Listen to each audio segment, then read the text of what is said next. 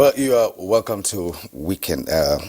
Welcome to newspaper review this morning, and of course we have a Blueprint newspaper as the first paper to review this morning. Of course, we'll take it from top to bottom. Buratai to troops. Thank you for job well done.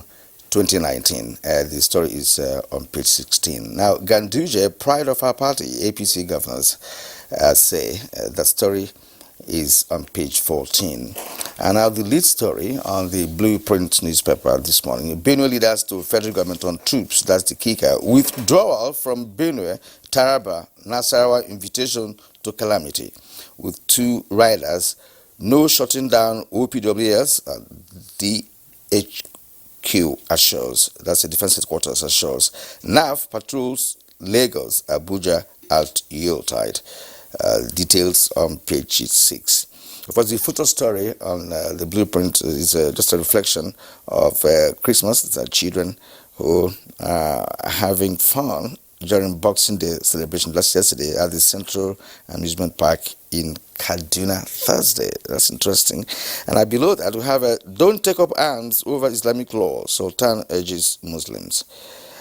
Now, man beats wife to death in Ogun State. The story is on page 16. And that of don't take up arms over Islamic law, according to Sultan, is on page 6 of Blueprint. Now, so-called cabal are respectable Nigerians, says the presidency, is on page 8. Oshomole remains suspended, Obaseki in seats. That's page 5 is where you get that story. Ayade creates Foreign Affairs Ministry. It's on page 5 of the Blueprint newspaper. Claire. All right, Karen, thank you. Quite a number of headlines you've had. Also on the front page of The Punch, and talking about the Edo issues, political issues. Let me begin with the stories trending just a little below, rather above the nameplate. Buhari has asked us to sanction Oshomole and others, and that's coming from Obaseki. You can find the details of that on page 2. The story is trending just a little above the nameplate. It has IPPIS, why varsity lecturers were paid December salaries. It's also on page 2. And again, the story on the withdrawal of troops from Benue. Don't withdraw troops from Benue now, groups tell FG. Details of that on page 11. And the Punch is also focusing on, well, most importantly, the rise of oil price to $67.8 per barrel. That's good news there, yes, Kieran, considering our benchmark. Our benchmark, I think, was 57 point something, per barrel. Now, this is coming, as of course, Dangote refinery, that is set to take off, to come on stream, and of course, will they change the whole, drama in the oil and gas market. We also have other stories trending, picture stories, of course, excerpts from Christmas celebrations from Calabar Carnival in Cross River State. We also have those from residents of the Federal Capital Territory celebrating the Yuletide in Abuja. And trending at the bottom, 4 killed, 6 injured in Taraba Gombe attacks. Pastor, daughter, son drowned during vacation in Spain, unfortunately, page 5.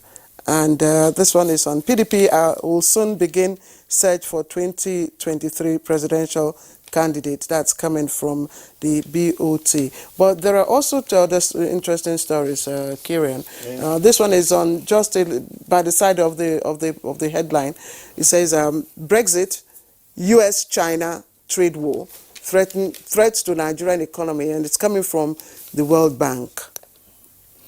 Okay, right. There are really interesting stories. But let's start with this human angle story. The pastor that died with his children in Spain while swimming. That's a story that is so sad. That's on the Christmas Eve. Indeed, it's on page 5. Yes, and in fact, there should be further explanation on this because we need to know the details. Nigerians need to know the details. Yes, the details. It's on page 5. It's on page 5, and it's a pastor with the Redeemed Church of God his daughter and son, drowned in a pool at a club in Spain. And of course, they'd gone there with his family when the tragedy struck on Christmas Eve. He was 52, and his two children, drowned because they could not swim. But how could he have taken them to swim if they don't know how to swim? Is it not? I just can't understand the reason why he took them to swim if they don't know how to swim. Because how can three of them gone just like that? Honestly. Right? And were there no managers of such pool that monitors the pool? And I don't know. It's really a sad one. It's a sad one. There's this lead story on Blueprint which says Benue leaders to federal government on troops. Say that withdrawal from Benue, Taraba, and Nasarawa is invitation to calamity, which means that the leaders of Benue are concerned about any form of withdrawal of military posts in those areas, because they have been prone to different attacks, both by bandits and, of course, inter-ethnic, conflicts. So it's trying to say, look, don't go yet. Be there until we are sure that peace has returned in the different communities that were concerned. And, of course, Buratai to troops, thank you for your job well done in 2019. He has considered his men as gallant soldiers, in 2019, having fought Boko Haram to a halt, and having also been able to ensure that banditry in different parts of the country has been curtailed. So that's a good one. There's no saying about the gallantry of Nigerian soldiers. Kieran, if you recall, sometime in 2016 we were all in Maiduguri, and we saw the young soldiers who, were had actually been there for a while, and showed such determination and courage, to defend, their fatherland. And so we must always, remember the Nigerian soldiers and always put them in our prayers. Okay, thank you. Now, let's look at this story from the president. This so-called cabal are respectable Nigerians. You see, in this country we have, misused the word cabal and what it connotes. From my understanding, with a political science background, there is no government or president or governor that will not have what the Americans refer to as a kitchen cabinet. These are the men that watch your back. These are the men that assist you and ensure that you make no mistakes, in governance. And for me, there's nothing wrong about that. But then when it's taken into a negative affirmation, then it becomes a problem. People get worried for just nothing. And it's clear here by the president that, look, they are respectable Nigerians. You'll find that in other climes. All right. You see, the story on Brexit, coming from the World Bank, and US-China trade war, how it's going to affect the Nigerian economy is quite important. I'd just like to read out a portion of it from the Inside page. It says that in its latest Nigerian economic update, the World Bank has said that two issues indicated a resurgence of protectionism.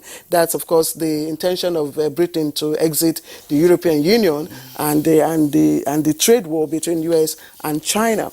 Now, how does it affect Nigeria's economy? This paper says that the World Bank notes that the resurgence of protectionism, as suggested by Brexit and the US-China trade war, could result in lower demand for Nigeria's exports and reduced foreign direct investment. Now, the US-China trade war, an economic conflict between the world's two largest national economies, of course, began when President Donald Trump in 2018 began setting trade barriers to China. So in the Nigeria economic update, the World Bank said Brexit and the trade war posed external risks to the Nigerian economy. Yes, the U.S.-China trade war may have some ripples, but some analysts would say that it may not have any direct negative impact on Nigeria's economy. And China, for instance, has spread its tentacles across Africa in very substantial manner, because they engage in huge and very complex construction works. They're also into loans. They're also giving African nations loans to embark on infrastructural development. And they have other channels, through which they are reaching out to Africa, especially Nigeria and major African countries. Now, the trade war between US and China can be settled at their own level, but Nigeria will not sit back, and watch such ripple impact on us, because of course we have our own channels of economic collaboration with many other countries apart from US or China. Nigeria has many countries that trade with it, that engage with it in several aspects of economic activities. So we will not be touched in the form that the paper is depositing. I think Nigeria is also trying to extend her tentacles in terms of trade relations, so that it's not as if you don't have a skewed trade relation or balance of trade. And that's why, again, like you said, China has, through its road and built infrastructural policy, it's of course going deep into African countries and establishing relationships through policies that are mutually beneficial. Yes. Right, and some experts have also, indicated that Africa has become a continent where other continents see as a business enclave, and he's raising a concern as to why all of a sudden, everybody wants to do business with Africa, and he's seeing the other side of it as saying that, look, it is not in the interest of Africans, because the negotiation, we are different levels of negotiation with respect to your economic status, as a nation, which will give you a good standing, in terms of negotiating and, of course, engaging in MOUs. Now, all these MOUs, how beneficial are they in the long run? Because after all said and done, if you get a lot of loans, from outside the world, of course, you still have to pay back those loans. And in some African nations, where some leaders are not necessarily engaging the funds, received from donor agencies or those who give loans, then it becomes difficult to pay back. And again, in such nations, you find that there are infrastructural decay. Right. So where are the loans gone? Yes, and I think the present administration is doing quite a lot, in terms of diversifying our economy, which of course will give us make more inroads for, to attract investors in diverse areas. And if you see what's going on in our agricultural, chain, we're doing much more of, domestic production of our rice consumption, which again would, go well down for us. So the issue of reduction of, interest in our products, I don't know, but maybe economic experts would, shed more light as, of course, in the new year when we take up this issue. We have the editorials. Yes, it's taken from the Sun newspaper. That's on page 15 of the Sun. It's a visa on arrival, need for caution. We understand the federal government's enthusiasm to implement the new visa on arrival policy, but we urge a great deal of circumspection. Well, African nations have for years worked for the realization of the new arrangement as a step towards a greater African integration. Indeed, when the 30th session of the African Union Summit ended in Addis Ababa in February 2018, it generated a great deal of optimism and happiness due largely to the new liberal visa policy.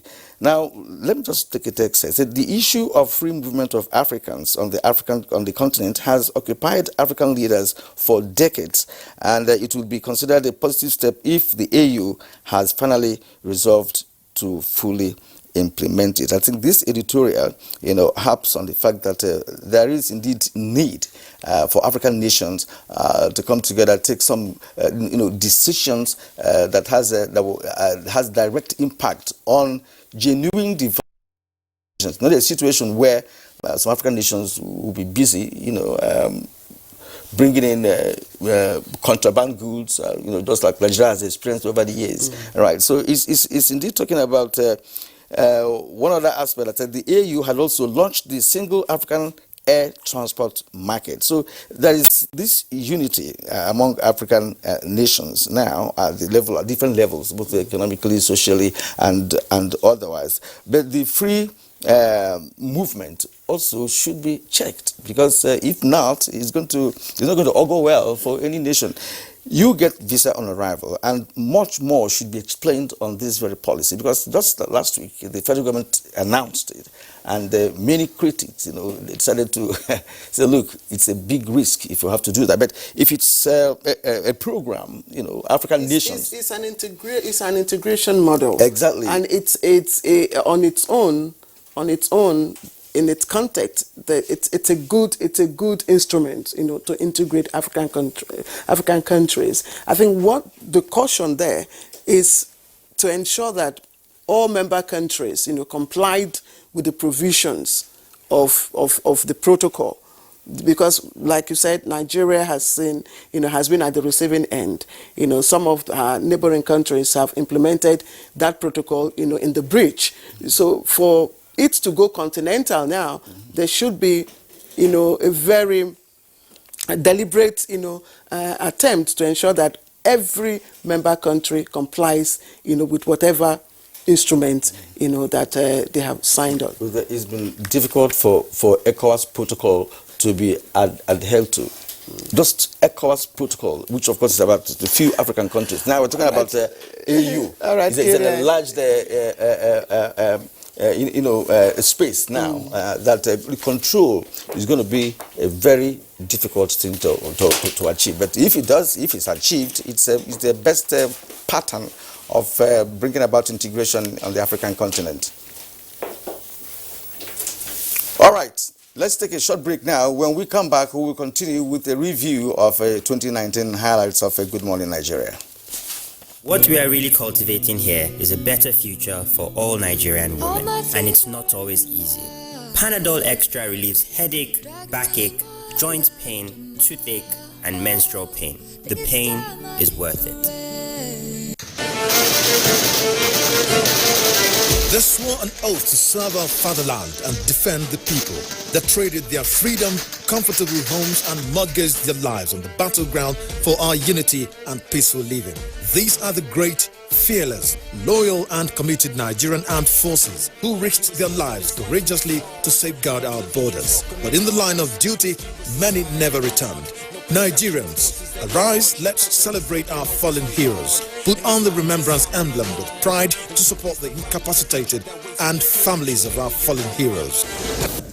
It is the lead we should take to honor the memory of the gallant hearts and men who paid the supreme sacrifice to keep the country united. President Muhammadu Buhari enjoins all ministries, parastatals, religious and corporate bodies to donate generously to the Emblem Appeal Launch. Send your donations to these accounts. Account name, Emblem Appeal Launch. Account number 393-200-7526. EcoBank Nigeria PLC.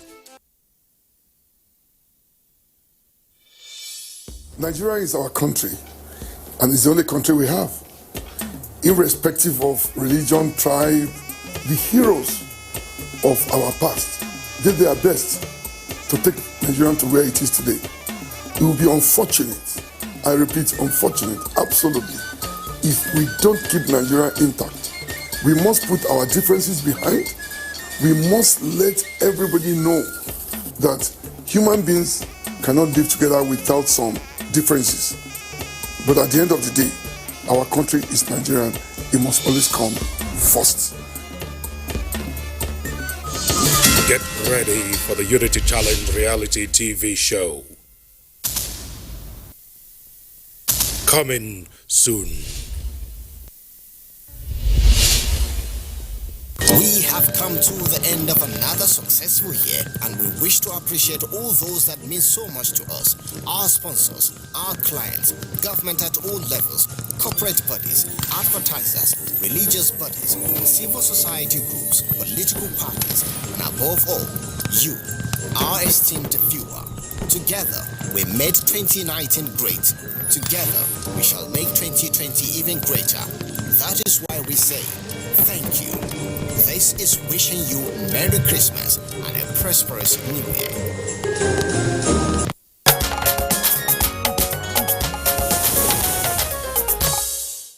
All right, if you just joined us, you're watching Good Morning Nigeria, and right on time as we begin today's highlight of 2019. And we're starting with the pension entitlement for governors.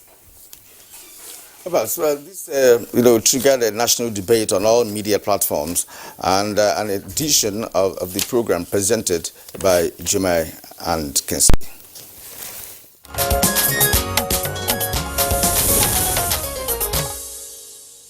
So let's begin with Professor Sharima Osumbo. Of course, you are a former senator before you became a former governor, and of course you remain a professor of law.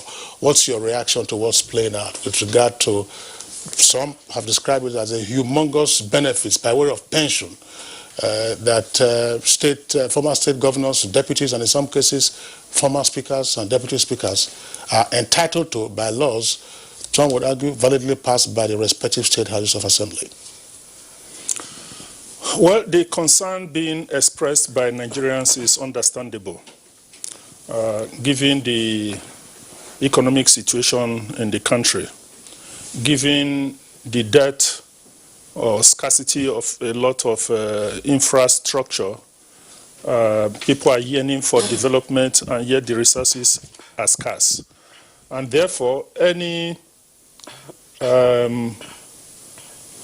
effort, attempt, or steps being taken to deplete, as it were, the public funds by way of expenditure into areas that are not seen to be directly impacting on the lives of the ordinary people is viewed with some concern.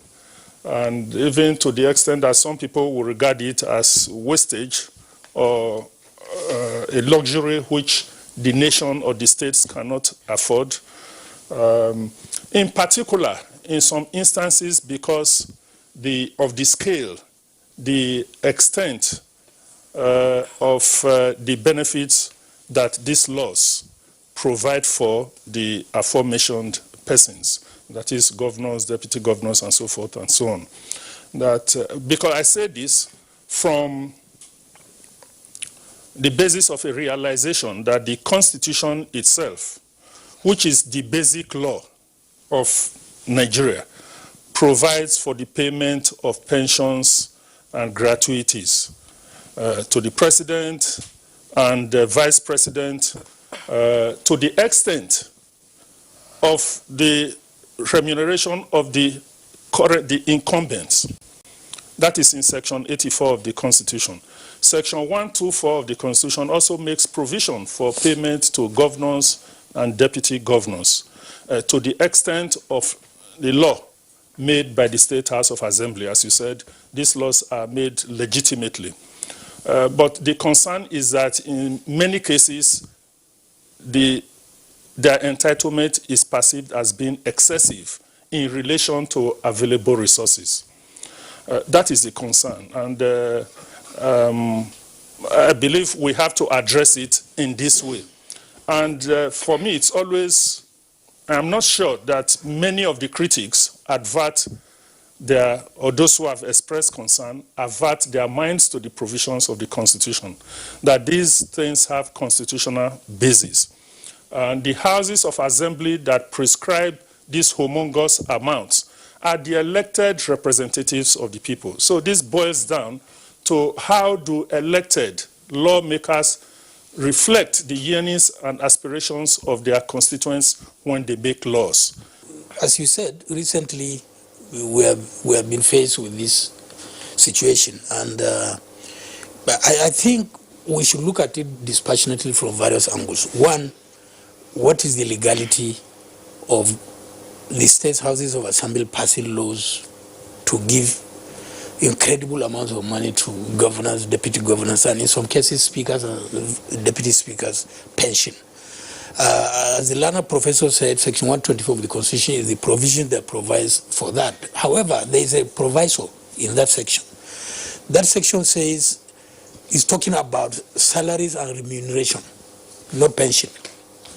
Salaries and remuneration. And salary and remuneration connote that you are paying a serving officer who is sitting in office, and that is what you are supposed to be paying him monthly or so.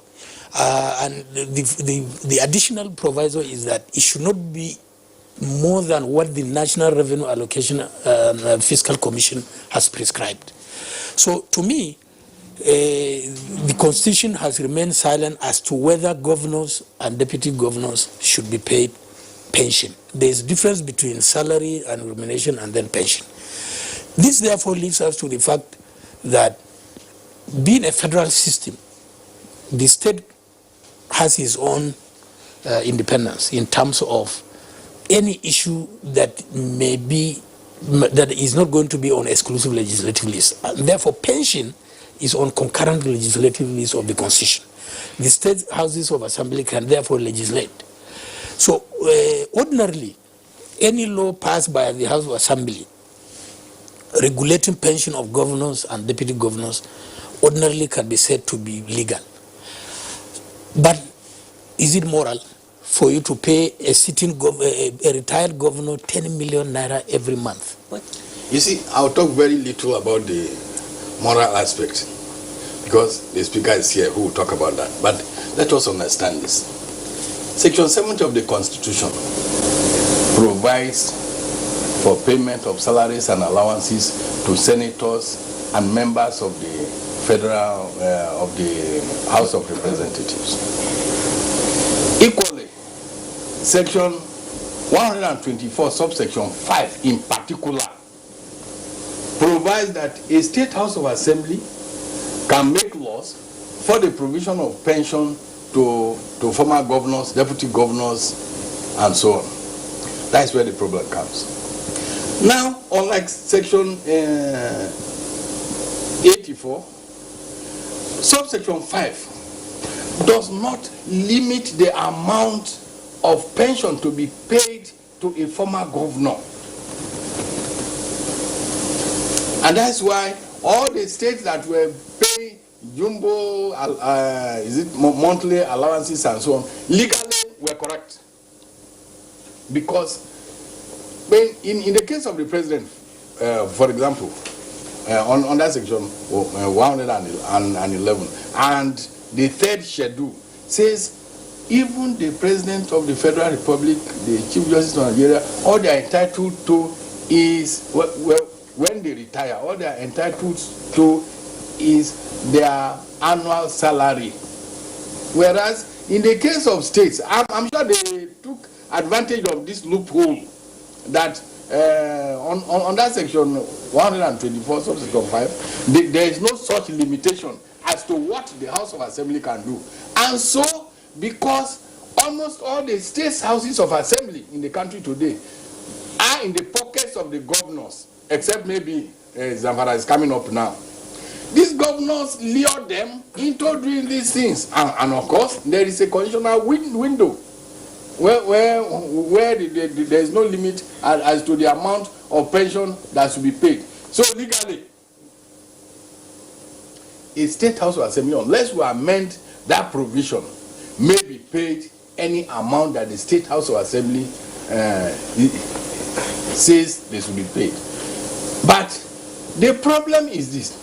Section 70 provides that every senator or member of House of Representatives is entitled to salary. If you are entitled to salary, you cannot be collecting pension again. I think that is just the issue. Zamfara State have been insecurity problems over 8 to 10 years. Then it is among the poorest states in Nigeria, where the people represented, people elected us into executive offices to come into power. There is no reason why we will allow to pay this amount of money for the former governors, former deputy governors, former speaker, and even former deputy speakers. Because this amount of money is amounted over 702 million annually. With this amount of money in Zamfara, you can, you understand, do so many things that people of the State will benefit from this sort of amount, in respect of the security situation, our educational level situation, health situation in Zamfara State. But Zamfara State has assembly. This assembly that enacted that law. And for now, as I say, we are for the people concerned, not for us. We come and we decided to refill that law because there is no any important on that law to allow in Zamfara currently to pay that amount of money for the former governors and the former deputy governors. So that's the reason that we refilled, let that law in Zamfara State.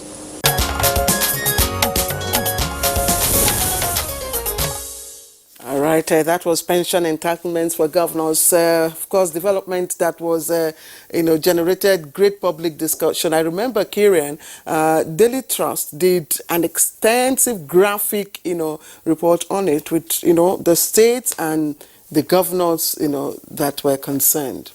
Yes, if you watched our review yesterday on Good Morning Nigeria, where we had the former Director General of NTA, Professor Tony Redia, he made it very clear, to say, look, civil servants do 35 years of service. When they retire, you pay them a fraction of their salary. And then someone who governed a state for 80 years, at most is 80 years, and then you now have structured a kind of pension that is so huge that, in fact, it should be questionable. Recall the publication by the former governor of Zamfara State, who said, look, he was collecting 10 million naira every month as a pension.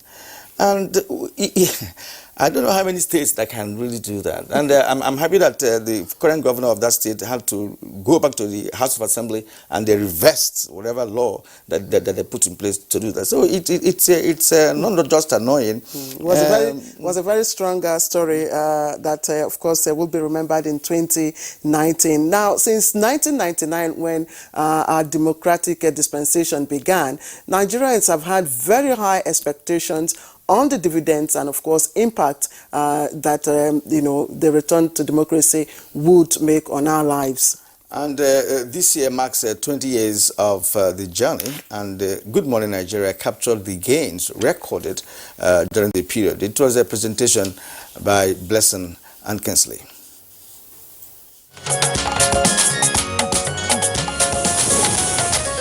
What is there to tell about 20 years of uninterrupted democracy in Nigeria?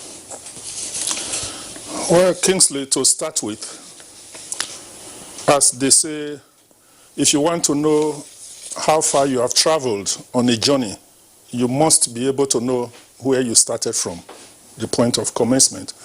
So to be able to assess how far we've gone and what achievements we've recorded, we have to look back at where we were on the 28th of May, 1999, and compare it with what we've been able to achieve since then. What we've been able to achieve, I can group into two main categories.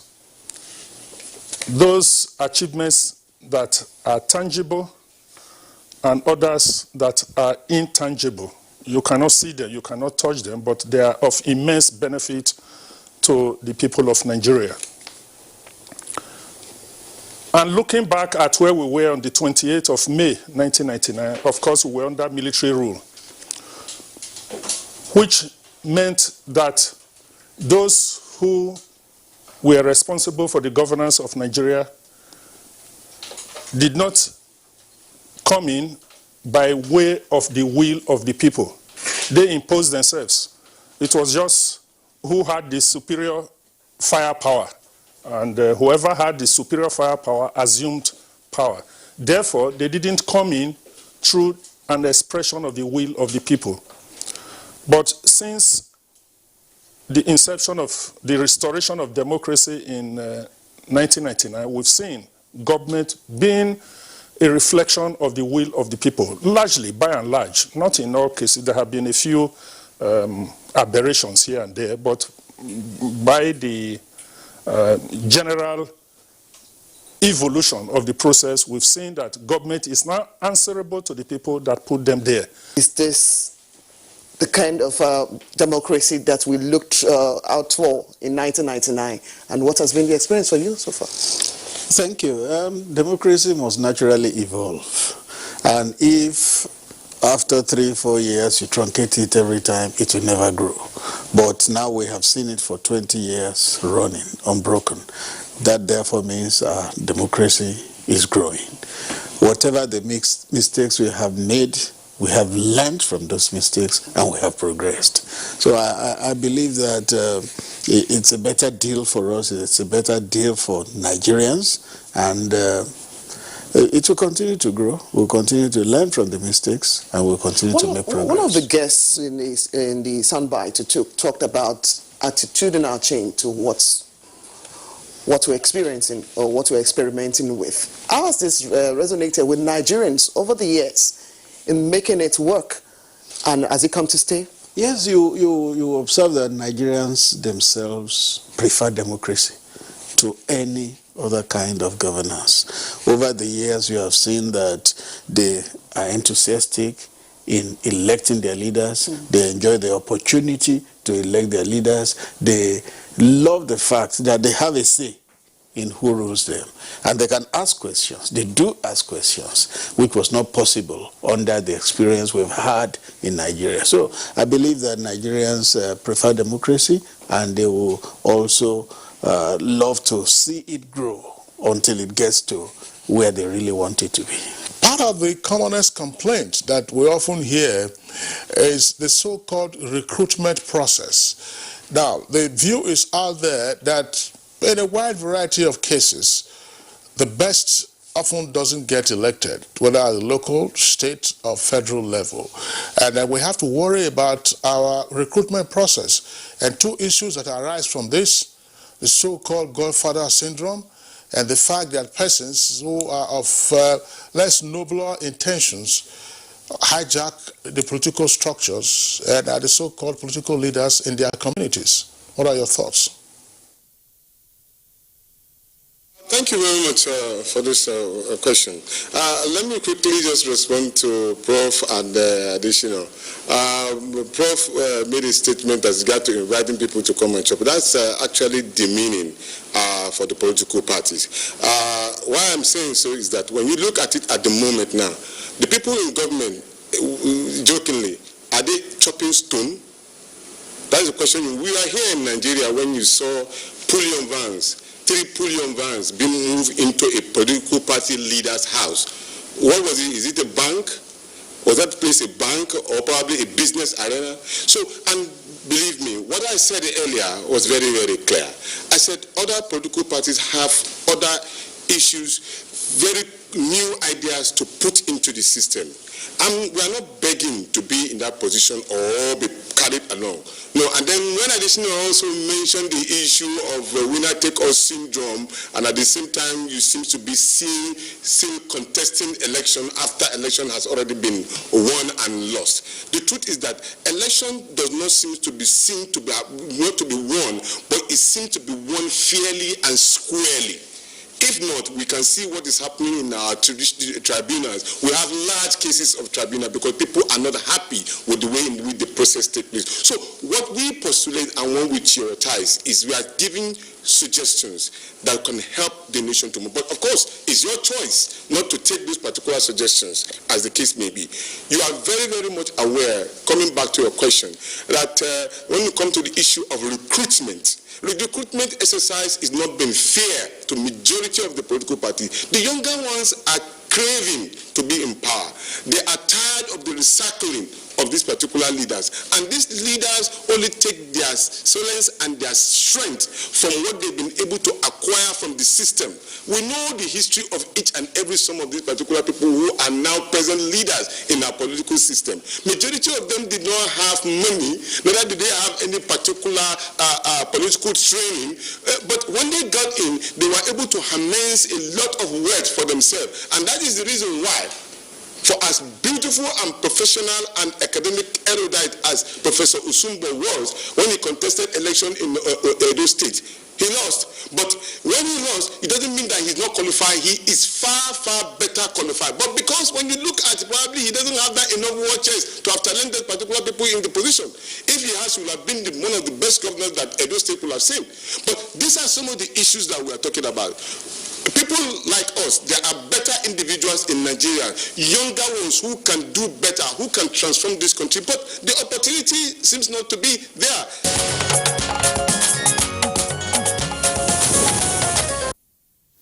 Indeed, so many gains to count, and one of which, I mean, without saying so much, is the fact that we were able to transit Kieran, from one civilian government to another successfully and peacefully too, and that was quite a big one for us. From one political party to another political party. Indeed, moving a sitting government, a sitting administration without the usual violence that normally would have been seen in other climes. So that was a great leap for us in 2019. Yes. Now, yes, but there are lessons to learn, Claire. In this. In fact, just before 1999, when we metamorphosed into a civilian administration, the men and women who had the resources to join politics were not necessarily those who should be there. If you listen to one argument there in that review, that people took positions they were not supposed to take, basically because there are people who are available and who could do one or two things to be able to get there when they're not the right people to get there. And internal democracy has not been resolved in all the political parties. So these are some of the things we have to tidy up. Indeed, there are room for improvement. But again, one aspect that, for us, is gender inclusion. Precisely 2019, so a lot of women coming out, indicating their interest, for elective posts, and young men, young women, that came out to contest. That was a leap for us in terms of gender inclusion. And this is an aspect that interests me very much. In 2019, we have the upscaling of involvement of the subnational governments in federal government social investment schemes, quite a number of them. And this is a social safety net that this administration broadened and, of course, took to different parts of the country. There have been incremental, increase in the number of states that have taken part in these schemes, and they cut across areas such as provision of meals, skills development, advanced trainings, and so on. And the intent, Kieran, is not just to alleviate poverty, but also to drive or accelerate our progress towards meeting the 2030 Sustainable Development Goals. Oh yes, Claire, indeed. And these programs have been taken to schools, marketplaces, rural, as well as urban communities. Good Morning Nigeria paid particular attention to the social investment schemes of government. The edition was presented by Kinsley and Claire.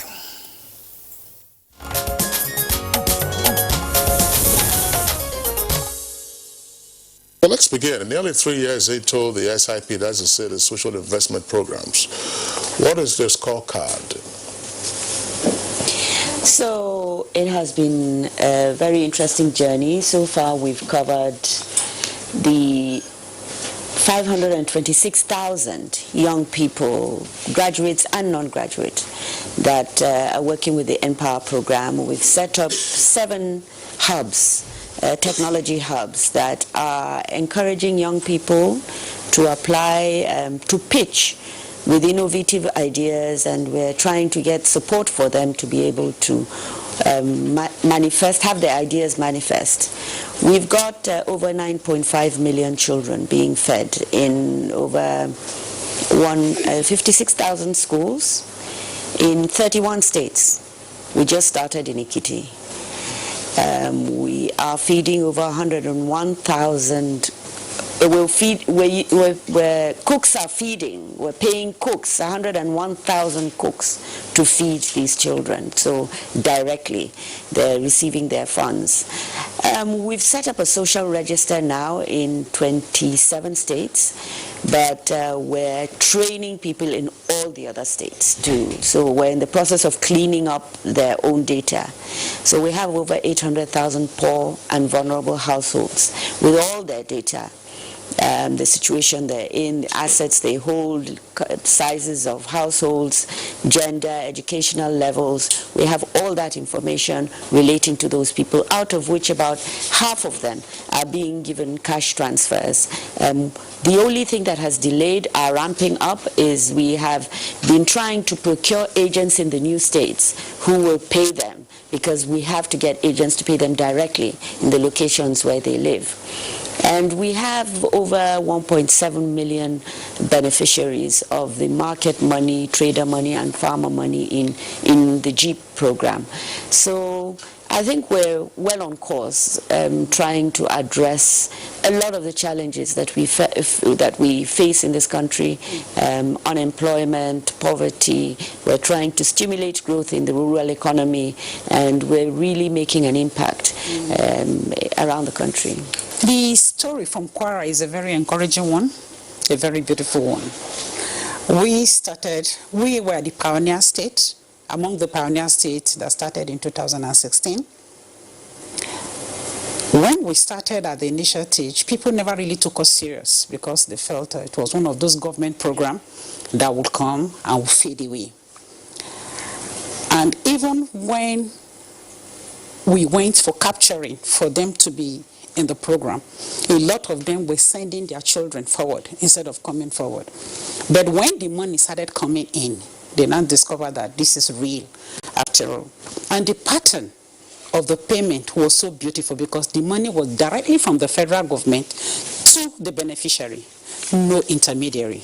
And I think this is another aspect that we really need to appreciate, because most of our government programs of the past did not really succeed because of the intermediary link. But this one, there is none. So there is no issue of fraud. There is no issue of somebody trying to sideline another person. So the people were really able to come out and they embraced the program, and they are even demanding for increase in the total number of people that are benefiting presently in Kwara. For now, we have 10,176 beneficiaries in the state. And the way the program is structured is such that it is household-based. It is not about individual. The money goes to the household. And in the house, we expect the household to present a caregiver and an alternate that will be representing them to collect the money, since every member of the household cannot come forward to collect the money. The caregiver will always prefer to be a female, because we feel the female is responsible for the daily upkeep of the house, taking care of the children, providing for needs of the family, including the needs of the man. So the caregiver are usually female, so we have more female as caregiver. We prefer the men to now be alternate to the caregiver. This caregiver come forth to collect money on the days of payment. How much is this, and what is the frequency of payment? Yeah, the frequency is for every 2 months, bi-monthly, because we cannot be paying every month. The logistics involvement in terms of so many other things will be very, very huge for the federal government. So we pay bi-monthly, 6 payments in a year, in the sum of 10,000 naira. And another beautiful thing about the program is that we have a program ID for every beneficiary household that is in the program. And then for the payment providers, they also have their own payment ID card. So for any household that is coming for payment, you must be able to prove that you are a member of the program by wearing your tag, the program ID card, and of course you present your payment card and you get paid, because we are doing electronic payment right now. The program started in Oyo State in 2016. Oyo State is one of the 9 states that started the program in 2016. The capturing of the benefiting households was made by an appointed payment service provider, and that is a Stanbic IBTC bank. This bank went into the communities to do the capturing of the enlisted benefiting households, represented by a caregiver, preferably a woman, and an alternate. So the capturing was done by Stanbic IBTC Bank, and the payment started in December 2016.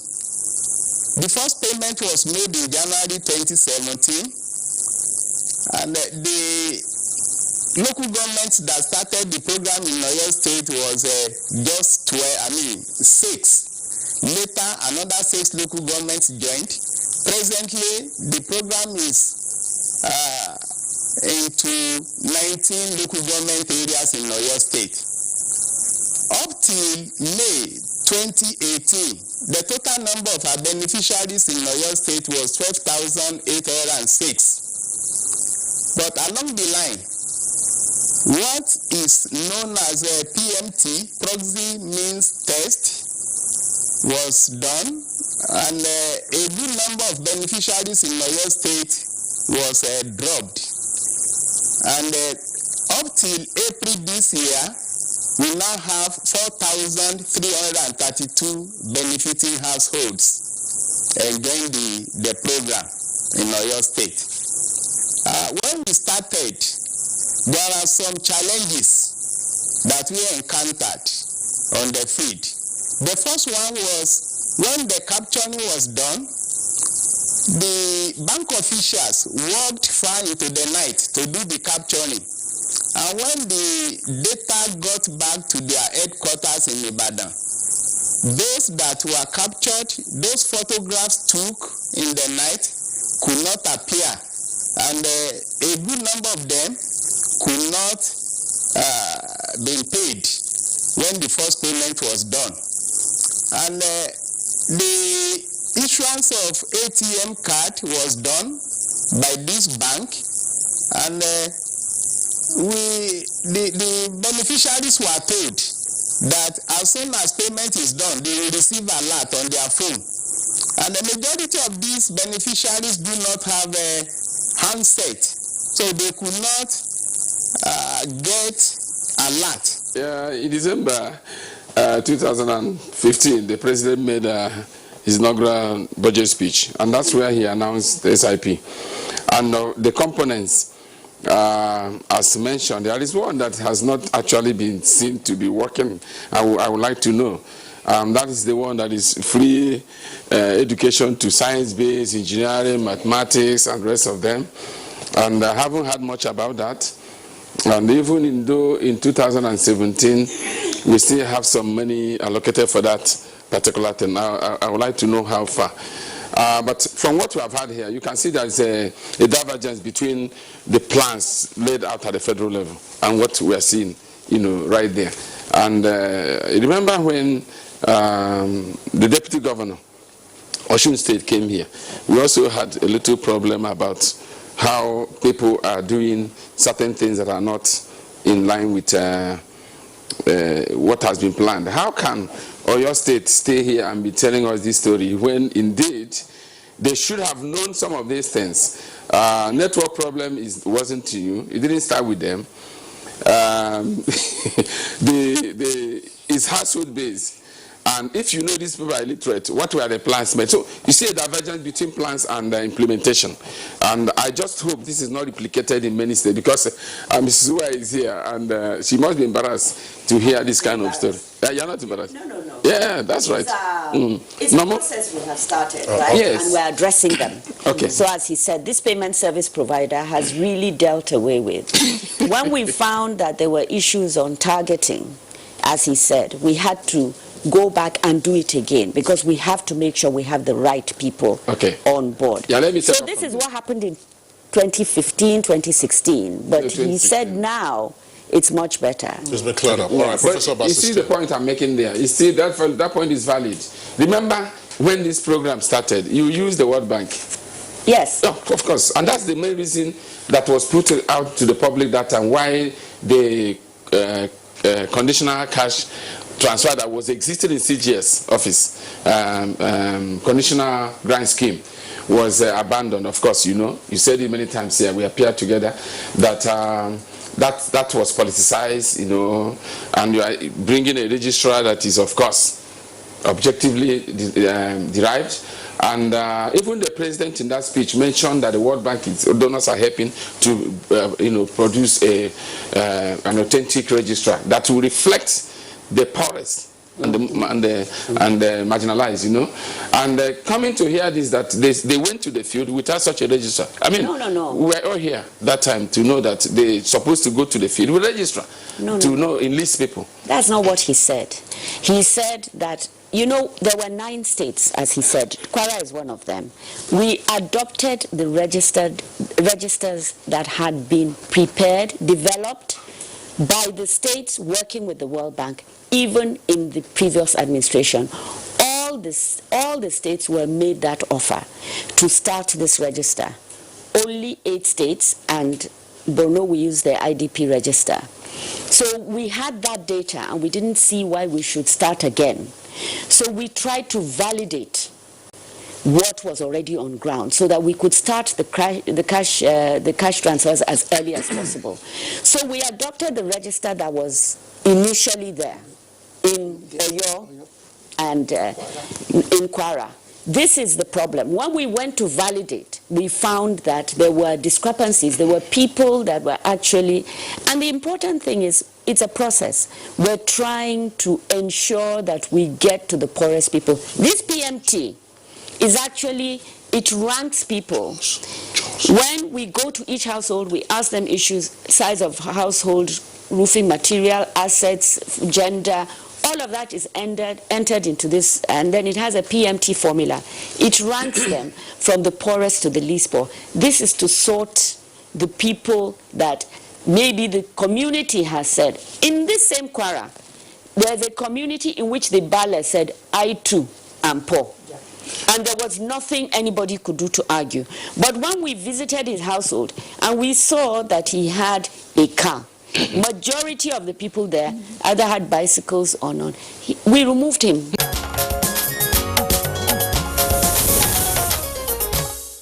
All right, one of my favorite episodes there, talking about the social investment program of the federal government. Now, the spate of deadly clashes at protests, especially here in the Federal Capital Territory, by some Islamic sects, precisely Islamic Movement of Nigeria, also known as the Shiite, led to its proscription in 2019. And this indeed prompted a discussion on the issue and how to address it.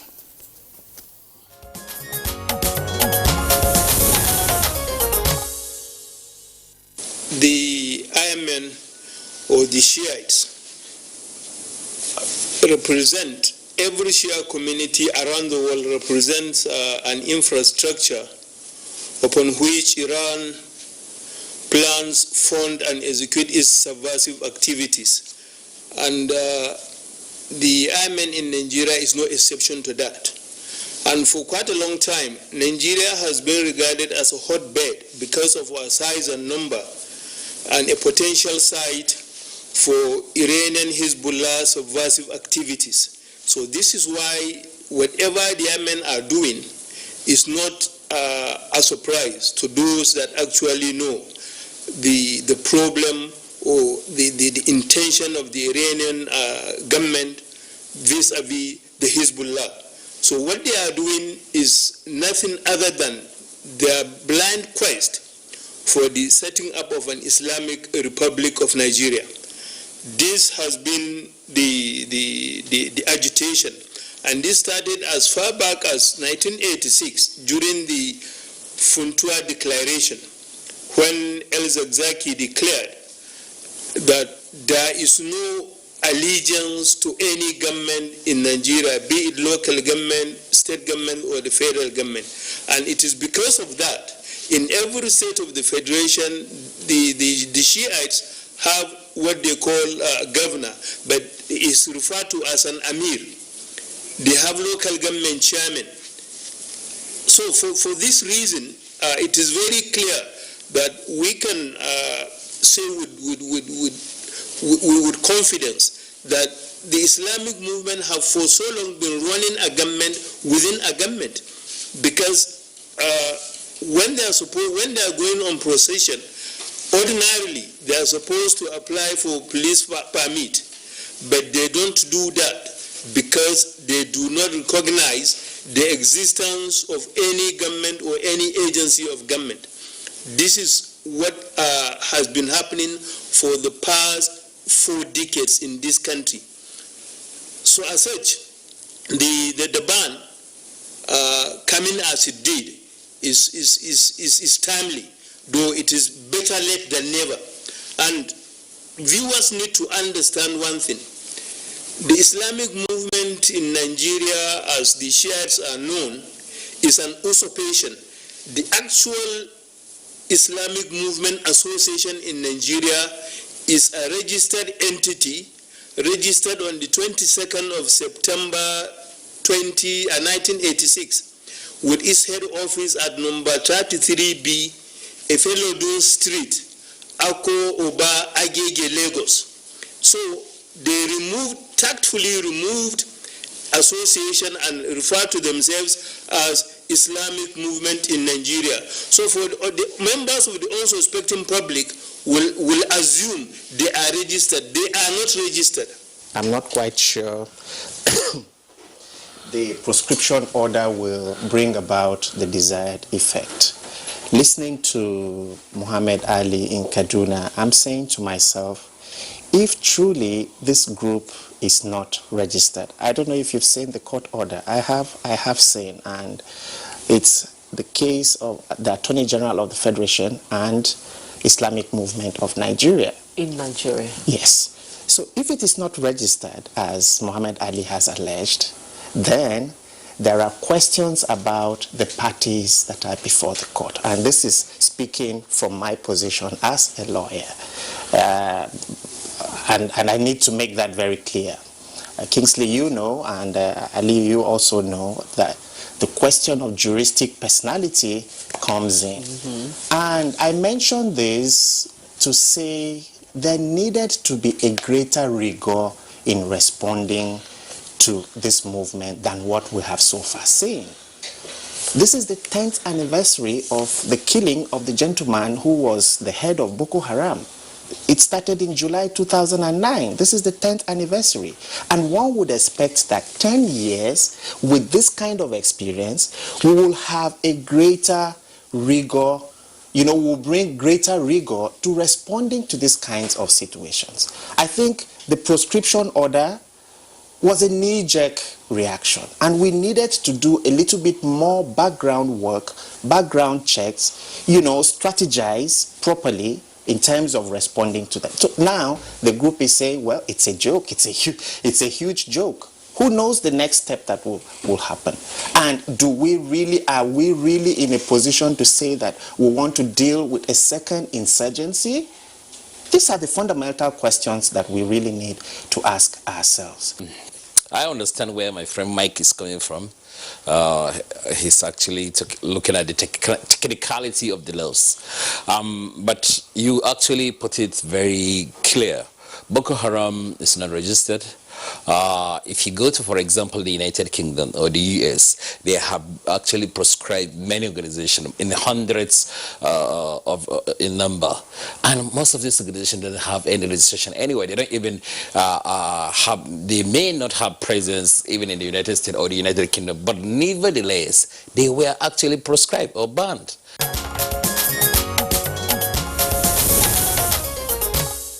Well, we thank you for staying with us up to this moment on Good Morning Nigeria as we review some of the editions that made 2019. For now, let's take a short break. When we get back, we'll continue with the preview. Stay with us.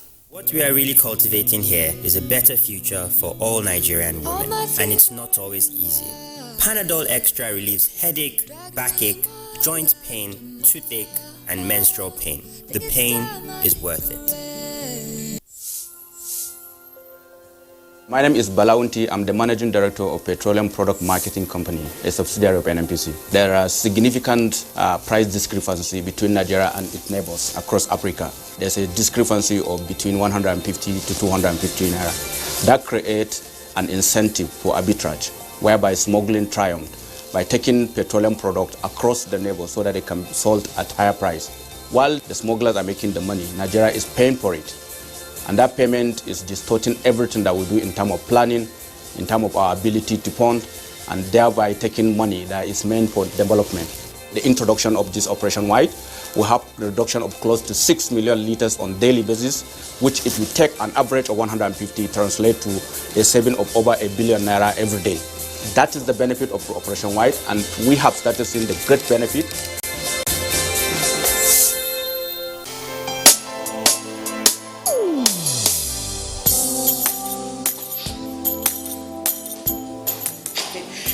Chief, good morning, sir. You are here already? No, now my spirit day, my body day for house. What kind of question is that? Were you not the one that fixed this meeting for 8 a.m.? You are now coming by 10 a.m. and start asking me job question. But Chief, now, I'm sorry. Don't you also go late for meetings sometimes? You know now, African time. No more African time. And no more pancaking of face during office hours. At the end of the day, we will lose valuable time. We will not make progress. If we want to move this nation forward, we must treat business as business and respect time. Change begins with me. Thank you, sir. I'm sorry.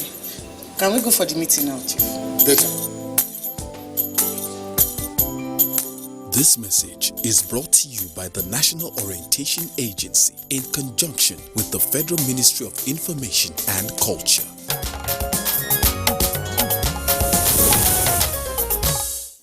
All right, now the disturbing news that Nigerians may be exposed to unhealthy cooking oil in, of course, markets across the country triggered concern all over the country. Now, NAFDAC, SUN, and other health experts were on high alert to rid the markets of those products. And Good Morning Nigeria created a platform to profile solutions to the issue. Claire and Kinsley presented that edition.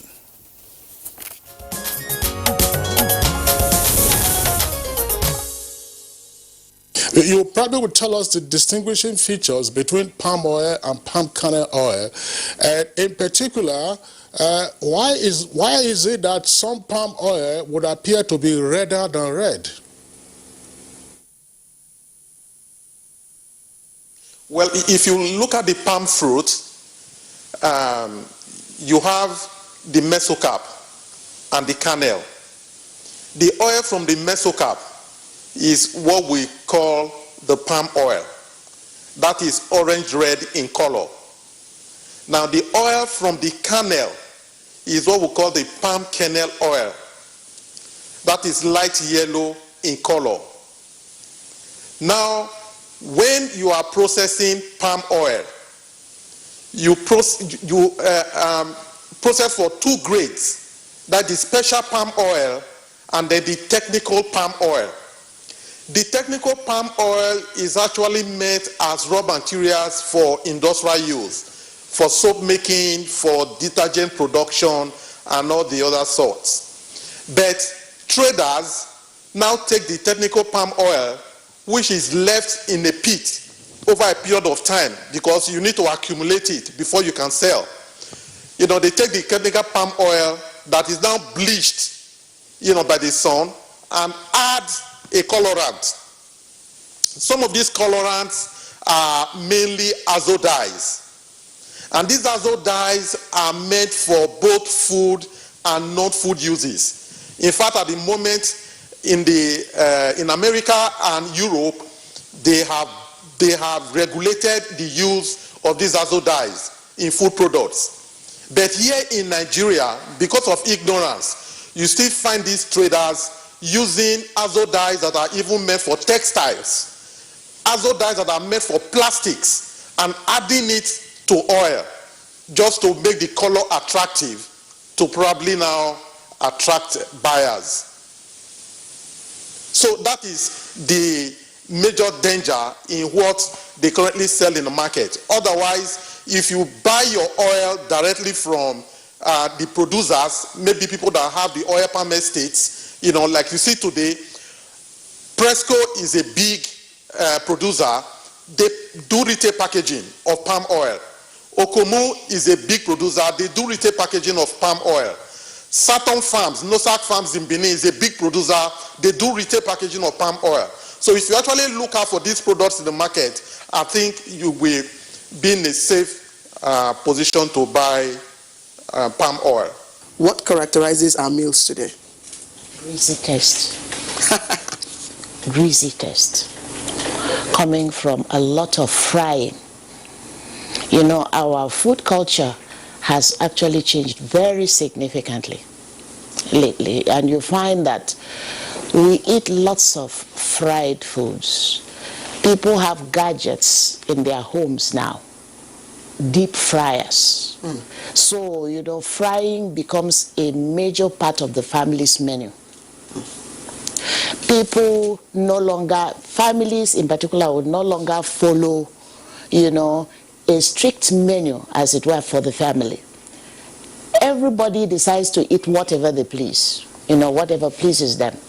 You know, probably if, you know, this yummy thing you were talking about, you know, let's say eba with a goosey soup or good vegetable soup is, you know, prepared for the family. And then while at table, somebody, another member comes and looks at it and says, no, I prefer to eat, you know, French fries. Because there's a deep fryer in the house with lots of oil, you know, in it.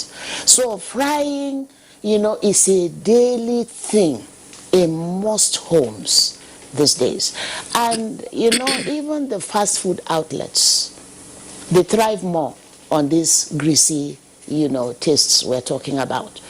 There is hardly any meal you will get, you know, when you order that there is nothing, or rather no component of it being fried. So that is where we are today in Nigeria. As a cardiologist, where I come in primarily is to look at the effect of oils on the cardiovascular system.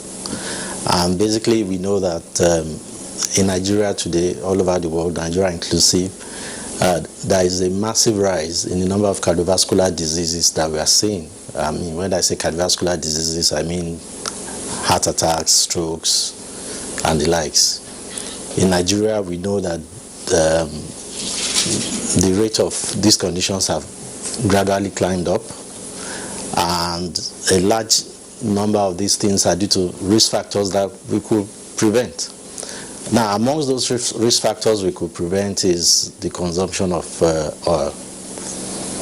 So, as had been said earlier, there are different types of oils, but usually the one we want to advise people to use are those that are unsaturated.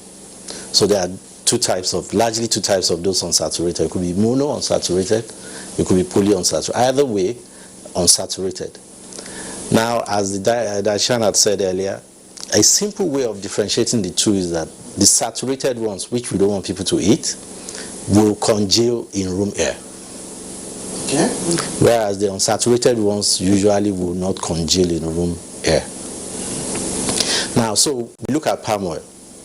Palm oil, as it is, I've seen the presentations, the ones that congeal, and going by the doctor in Benin's statement, obviously contains the ones that congeal contains largely the saturated part. So those ones are bad.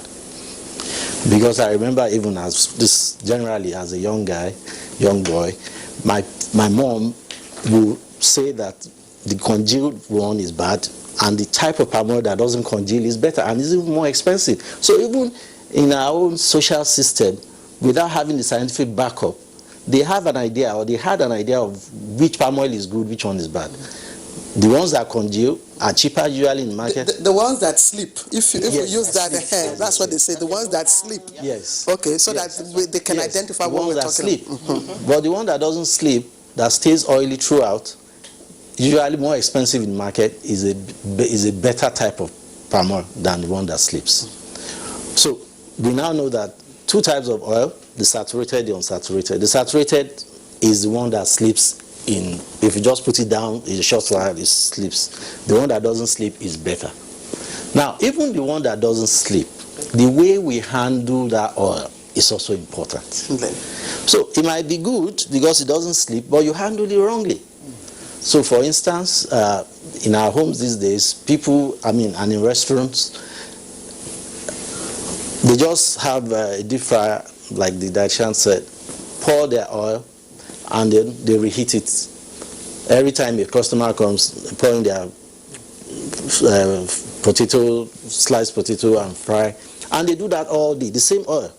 So when you keep doing that, heating and reheating, heating and reheating, you start a chemical process that leads to, as Prof said, formation of trans fatty acids. Now, evidence have shown that trans fats are as bad, if not worse, than the saturated oil that congeals. So you might be eating your canola oil or your olive oil or any of the other sunflower oil, those that are said to be good because they are the ones that don't sleep, they are the unsaturated type, but you handle them wrongly. In terms of a quality assessment, the best a consumer can do is visual assessment of what he or she is buying. We have what we call the free fatty acid, we have the peroxide value and all those other chemical quality characteristics which a normal consumer will not be able to do to assess the quality of what they are buying from the market. But if you look at palm oil the way it is, palm oil has two major fractions. The upper liquid layer, which we call the olein, and then the lower semi-solid layer, which we call the stearine. Now, when you are consuming palm oil, of course you eat all these layers. In palm oil, you also have minor components, the tocopherols and tocotrienols, that's the vitamin E components. You have carotenes, and then you have vitamin D and K. All these minor components have been shown in nutrition studies to suppress the atherosclerotic effect of the saturated components of palm oil. So you can eat palm oil the way it is and feel very safe. How do you choose your cooking oil? What determines what type of oil that you choose to buy in the market? Is it the kind of food or the type of cooking you want to do? When I started food business, I did a little research on the kind of oils people use, Then eventually, I found out that there were so many oils to name, but most people, most restaurants, most customers ask me specifically for the virgin olive oil. So it's a bit expensive, but I had to stick to that because that's what my customers want. Do you use it for all? Is it an all-purpose oil for everything? I'll tell you how I use it. I use the olive oil for cooking stew, for making sauce, but then when it comes to soup, I do oilless sometimes. I can make okra without oil. And it's been one of my best soups ever. Because people come, they're amazed how I can make okra and there's no drop of oil. Do you bleach the olive oil that you buy? Do you bleach it or do you fry it? I don't even fry most times when I'm making stew. I boil. And when you blend your tomatoes and everything, you boil, then you pour the oil in it, so it cooks. Whether it is monosaturated, polysaturated, or saturated, or whatever, we need to eat small portions. For example, when it comes to small chops, there are 4 or 5 puff there, and so on. I may take one. Puff, spring roll, yes, samosa. Yes, I may take 1 or 2, because first of all they are deep fried, and very likely not very good oil. I'm sorry, we'll have to interject. Yes. Are there positive steps now that is put in place to address it? Just less than 30 seconds. Yes, there are positive steps where we raid now markets for these bad oils. If it doesn't have our number, or we know that we've been tipped that they were smuggled in. So we do a lot of raids, and then our labeling is extremely important. The WHO has labeling guides, and if it doesn't have the type of label during approval, we will not approve. And then fortification is extremely important.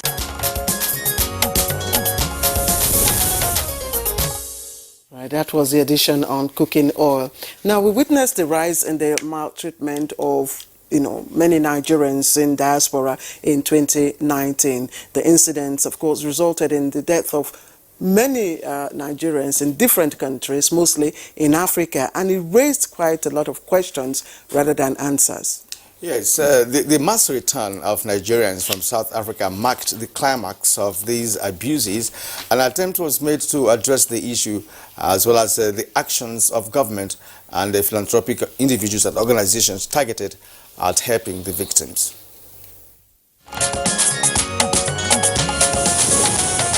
Xenophobic attacks against Africans in South Africa.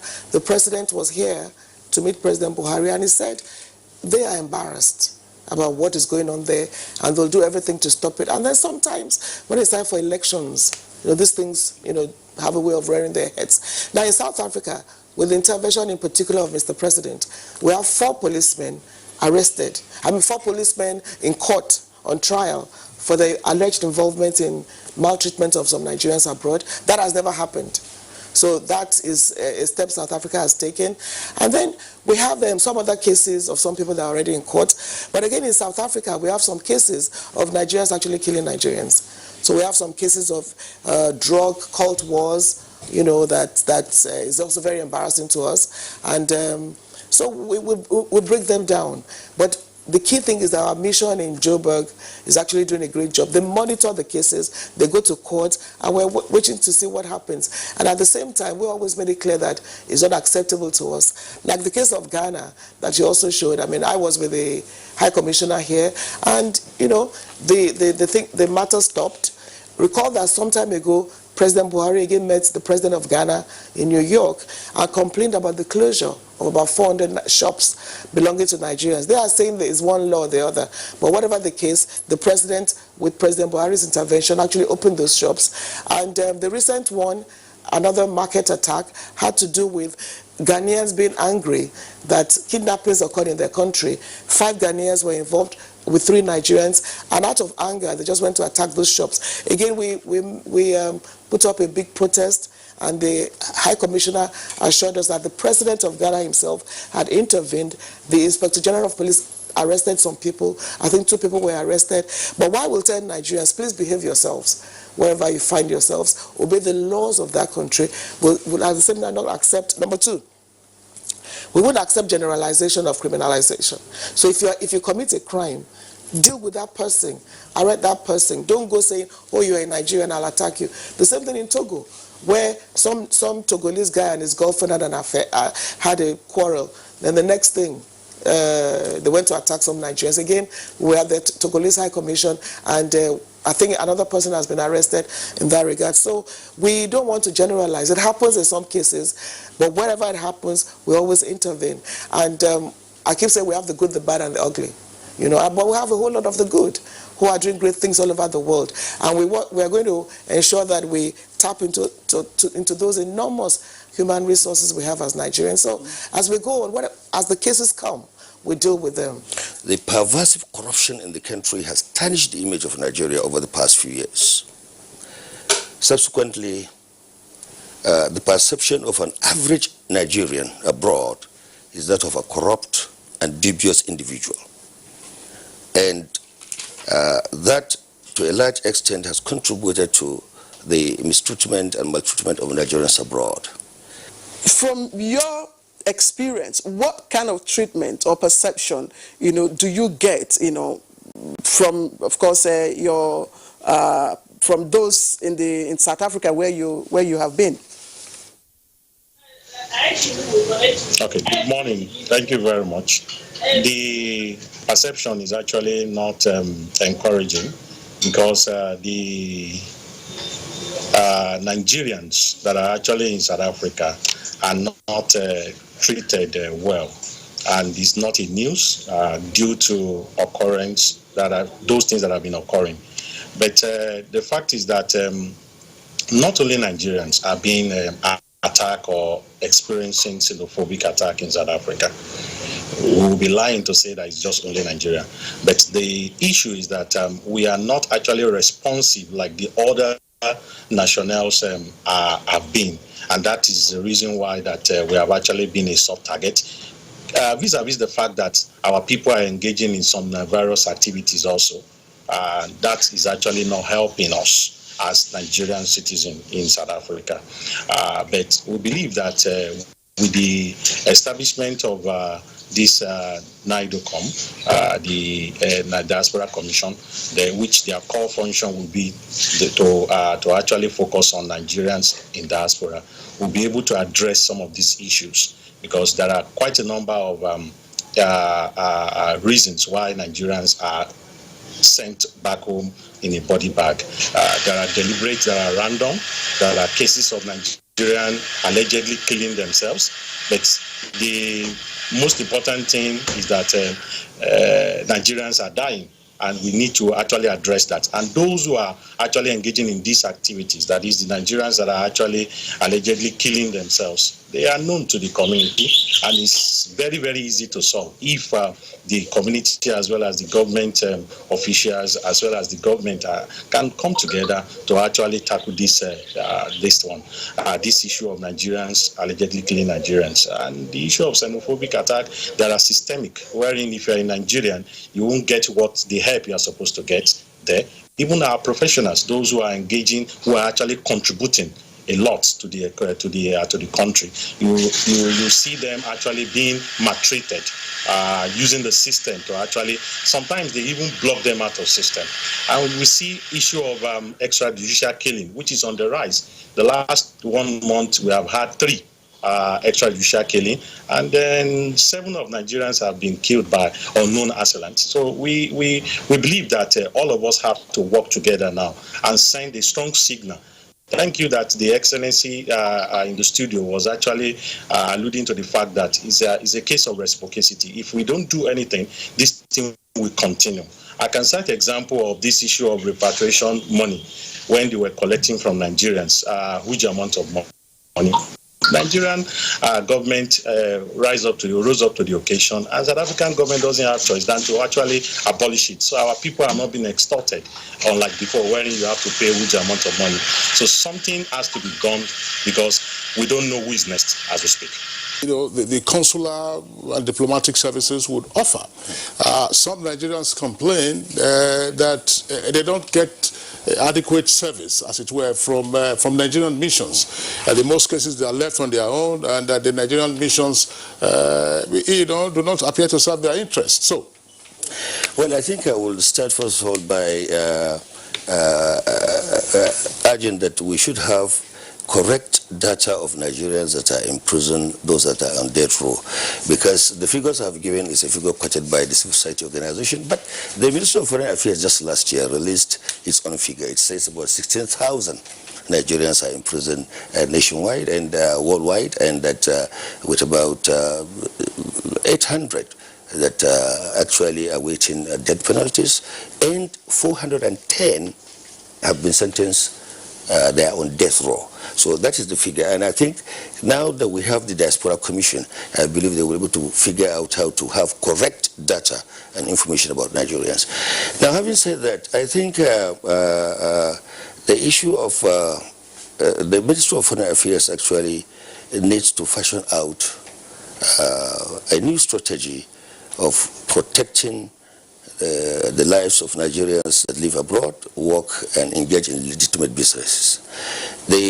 Our missions really have to be regingered. They need to raise up to the occasion, because we have this, we are a treaty to this consular services, and it is the responsibility of every mission to ensure that they pay visits to prisons, they give attention to Nigerians in diaspora, and report back to the headquarters. In fact, the NDLE law states clearly that Nigerian missions are supposed to inform the NDLE about the number of people that are engaged or have been arrested on drug-related charges. I believe if you investigate further, perhaps that has not been done. Secondly, what was it been done during your time, your period? Well, we tried to do that. We had, in fact, we have an agreement that has been signed on the control of illicit drug and trafficking between Nigeria and Pakistan, and that was signed in 2015, when, for the first time in the history of Nigeria, we brought the president of Pakistan to Nigeria. Unfortunately, I don't think that has been implemented. You see, we have dozens of agreements, bilateral agreements, multilateral agreements that deal with this issue. We have agreements on prisoner transfer, for example, in place. We also have the, well, as I said, we are also a treaty to the treaty. Yes. Now, the prisoner transfer issue, we could use that to address the inhuman conditions that Nigerians are undergoing in prisons, say in China. And I believe that now that we have the Diaspora Commission, perhaps they will look into that to ensure that at least Nigerians in prisons, they are still Nigerians, and it only diminishes our dignity and if we abandon them. So I believe that going forward, something will be done in that regard.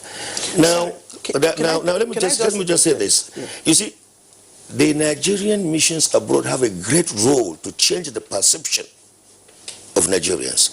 They should engage the business community in their host countries, government officials, civil society organizations, and the media. Little money must be budgeted, propagate, to sell the good part of Nigeria. It's nothing like when you do something in Nigeria, you violate the law, you get away with it. And when you go there, you violate their law, you get away with it.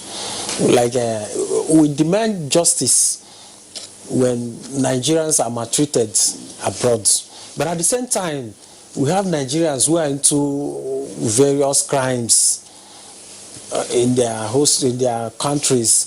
And we also try to educate Nigerians. We also try to sensitize through the missions, and we are happy we now have a NITCOM, Diaspora Commission, to address those issues, because Nigerians should abide by the extant laws of the host countries. So when we get into trouble, we do things that are not good, into crimes, you face the law.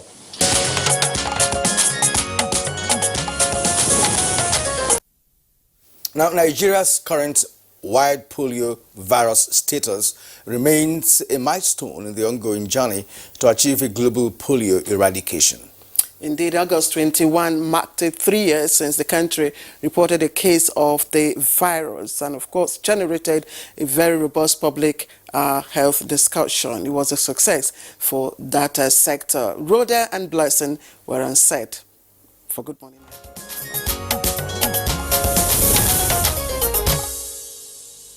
How important is this for Nigeria? And secondly, how important is it for Africa? Thank you very much. 2 days ago, exactly the 21st of August, 3 years without a single case of wild polio virus. That is huge. It is huge in terms of all the efforts that went into making sure that no child in Nigeria for 3 consecutive years has been paralyzed with the wild polio virus. Although it is huge, we're also well aware of how important it is for us to manage this success. It is a fragile success. This is only a milestone. Now, even more work is required in terms of intensifying and making sure that we sustain the tempo so that the process of certification, which just kicks in, will be successful. Now, for the benefit of our viewers watching, what does poliomyelitis do when it attacks a person or a child? Poliomyelitis paralyzes. It causes paralysis. Okay. But even the paralysis that we see is just a fraction of a number of kids that actually get infected Okay. Some of them die.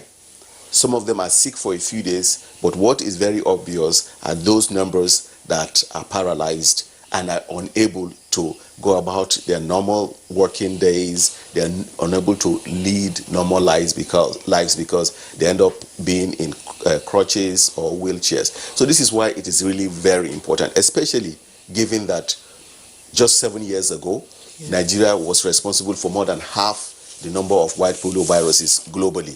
To now have a situation where Nigeria has exited that committee of nations that continuously spew out white polio viruses is huge. Pakistan, as of the last count, had some 48 wild-type polio viruses. Afghanistan had 12. And we had even much more in terms of the numbers of white polio viruses as recently as 7 years ago. So it is very, very huge.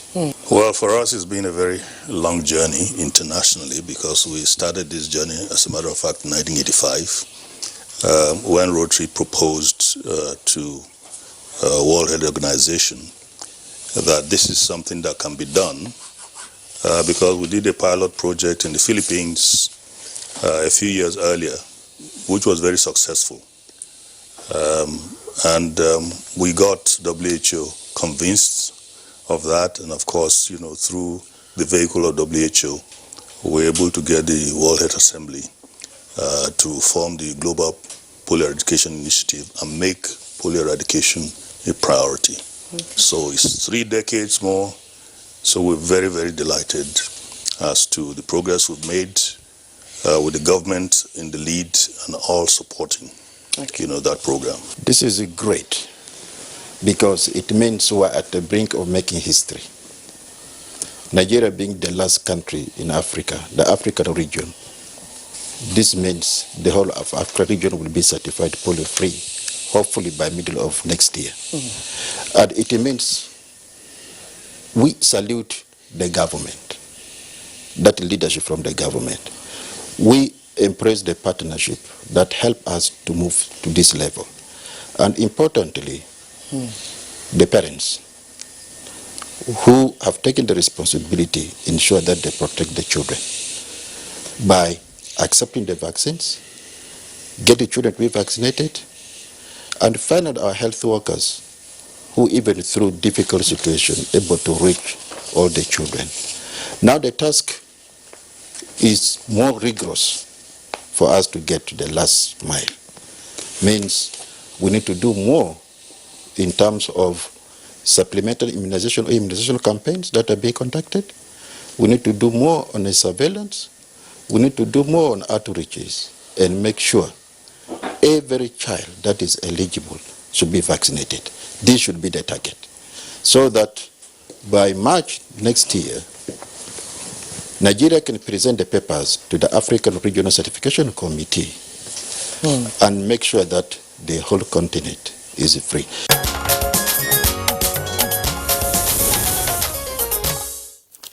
Yes, some Nigerians are also participating in this program by way of sending messages via tweets. And we have first Chris Simeon.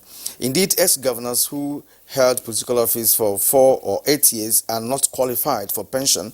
Pension should be given to retired civil or public servants who served the state for many years. And Mogbela Babs also has his views. He said, just to summarize what he has said, sadly, some of these ex-governors are still in the Senate collecting humongous allowances. Okay, Law Alpha C. I remember I said the payment of pension to former governors has no moral justification, and the scheme is criminally, greedily, and selfishly motivated and should not stand. And another one from Chris Simeon, he says he recollects, excuse me, maltreatment of Nigerians abroad, which he said was as a result of bad images we are projected to outside the world. He said, let's amend our ways so that people will say good things about us. Well, I wonder why all of them are so particular about the pension issue. But Epinin has a different take. Say thanks for the interesting 2019 review program. That's, of course, commending Good Morning Nigeria for doing a review of some of the editions that made 2019. Yes, and Ayola Tawhida then also talked about the pensions for ex-governors. He describes it as act of wickedness and prays that God helps us. All right.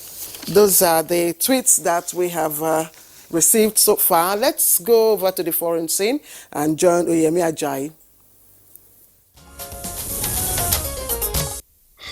At least 11 soldiers were killed in Burkina Faso as Burkina Babes were mourning dozens of victims who had died in double attacks targeting the country's north a day earlier. The attacks were said to be the worst assaults in the country for 5 years, which had at least 35 civilians, mostly women, and 7 soldiers died in Arbinda town and at a military base in the volatile Somme province. The army confirmed the death of 80 assailants who lost their lives during gunfire exchanges. Now elsewhere, Japan has hung a Chinese man for the high-profile and brutal murder of a family of 4, the first execution of a foreigner in 10 years. The man, Wei Wei, carried out the murders in 2003 with 2 accomplices. They fled to China, where one was executed in 2005 and the other sentenced to life in jail. Japan has more than 100 prisoners on death row. 15 were executed last year, including 13 members of the Shurinkyo Doomsday Cult. All right, and those are the highlights for today's review on Good Morning Nigeria. We have much more to go, but that will come on Monday next week. I am Claire Delabu Abdurazak. Thank you for watching. And I'm Kirian Umayo. Thank you indeed for being part of our show today. We'll see you again on Monday.